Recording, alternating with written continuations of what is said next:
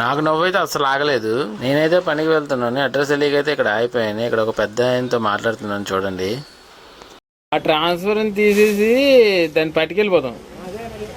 4 రోజులు అయితే కరెంట్ ఉండదు.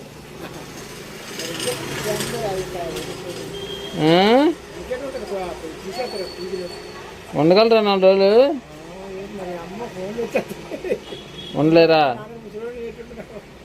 బయటని పడుకో, చెట్టు కింద. చెట్లు ఉన్నాయిగా. అవునా? అక్కడ ఇల్లు మీది? అవునా? ఆ ట్రాన్స్ఫరం అడ్డుగా ఉంది కదా, బాగా అడ్డుగా ఉంది కదా, అది తీసేద్దాం అనేసి వచ్చాం క్రేన్ పెట్టుకొని.